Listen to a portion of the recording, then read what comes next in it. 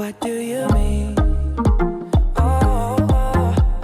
ازيكم عاملين ايه؟ يا رب تكونوا بخير. النهارده الفيديو بيتكلم عن ازاي تختاري فاونديشن مظبوط ليكي وايه انواع الفاونديشن اللي بيستخدموه ميك اب ارتست. الحقيقه لما بنيجي نشوف صور مثلا لميك اب ارتست لعروسه بنلاقي الفاونديشن طالع تحفه والعروسه طالعه زي القمر ونيجي بعد كده نيجي ان احنا ننزل نشتري فاونديشن بنحطه نلاقي شكلها الصور غريب، وبالذات لما الفلاش يضرب في الصوره. فرقم واحد قبل ما اقولك ايه الانواع الميك اب ارتست بيستخدموها، رقم واحد لما تيجي تروحي محل الفاونديشن لما تيجي تجربي التيستر بتاع الفاونديشن تحطيهوش هنا وما تحطيهوش هنا، هتحطيه هنا. دي اهم حته المفروض تجربيها علشان المفروض الفاونديشن يبقى نفس درجه الرقبه بتاعتك، وما تجيبيش فاونديشن افتح منك بدرجه او درجتين، هاتي الشيد بتاعك مظبوط. نيجي بقى لانواع الفاونديشن. انواع الفاونديشن في كاتيجوري بادجت عاليه اللي هي 450 500 جنيه، وفي بادجت صغيره اللي هي ب 200 جنيه.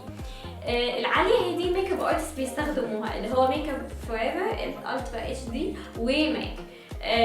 تعالوا اوريكم بقى اللي عندي. اول نوع وهو ماك. ماك في نوعين من الشيدز، في ان سي وان دبليو. احنا بشرتنا القمحي بتبقى وورم، تمام؟ فان سي يعني نوت كول يعني وورم، وان دبليو يعني نوت وورم يعني كول. فبالتالي احنا بشرتنا لما نيجي نختار الشيد بتختاري ان سي يعني انا مثلا الشيد بتاعي ان سي 42، تمام؟ ده موجود في رنفة وموجود برضه في محلات كتير في مصر بيبيعوا الفاونديشن ده. في نوعين من الفاونديشن بتوع ماك، في برو لونج وير وفي ستوديو فيكس. ايه الفرق ما بينهم؟ برو لونج وير ده ميديوم كفرج، ده علشان وشك ما يبقى تبقي حاطه فاونديشن مظبوط وفي نفس الوقت مش حاسه ان انت حاطه كيك. ستوديو فيكس بيبقى فول كفرج وبيبقى تقيل شويه، بس الاثنين حلوين يعني، بس انا هايلي يعني ريكومند البرو لونج وير طبعا. ده بالنسبه لماك. بالنسبه في نوع تاني برضه من الفاونديشنز حلو قوي قوي قوي، وهو ميك اب فوريفر الترا اتش دي. للاسف هو مش موجود في مصر الالترا اتش دي، موجود في مصر الاتش دي. يعني بس انا مش عارفه اذا كان لسه يعني موجود، جابوه الجديد ولا لا. هو الجديد اللي هو الالترا، لان انا كنت اخر مره رحت عندهم كان من شهرين. الفكره انه هو ميك اب فوريفر ده بيستخدموه بقى للعرايس علشان التصوير يبقى يطلع شكلهم حلو قوي، وفي نفس الوقت هو الالترا اتش دي اللي هو الجديد مسمينه انفيزبل كفرج، علشان هو فعلا مش بيبين ان انت حاطه فاونديشن. انا جبته ازاي؟ جبته من سيفورا ويب سايت، وكان شير اونلاين، بس هعمل لكم فيديو ازاي تشتري اونلاين. برضه نفس القصه، كان ب 450 جنيه حاجه كده بالشحن بكل حاجه لغايه لما جالي مصر.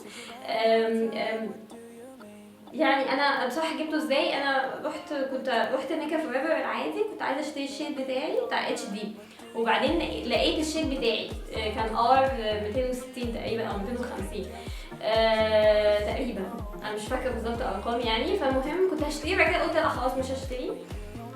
قلت اشتريه اونلاين، عرفت ان في بقى الالترا اتش دي. فبتخش على الويب سايت بتاع ميك اب فوريفر وتشوفي الشيد بتاعك، هو بيبقى كاتب لك الشيد بتاعك اللي هو في الاتش دي بيساوي الشيد اللي هو في الالترا اتش دي اللي هو بيساوي كذا. فبالتالي ممكن لو تروحي يعني لو نزلوا الالترا اتش دي يا ريت طبعا، لو ما نزلوش عادي روحي جربي التستر وكده واعرفي الشيد بتاعك بالظبط ايه، واعملي له purchasing من السيفورا ويب سايت.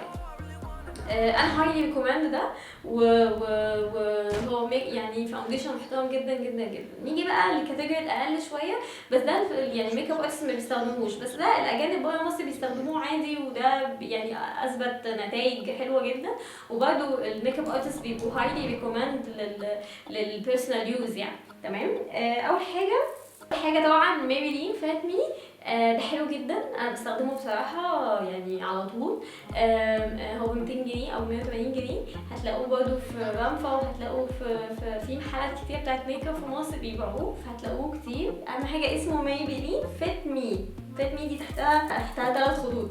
في نوع تاني برضه من الفاونديشنز وهو ريفلون كولر ستاي 24 hours. انا ما جربتوش بصراحه، بس سامعه عنه ان هو حلو جدا جدا جدا واستخدام يومي برضه في البادجت بتاعت 200 جنيه.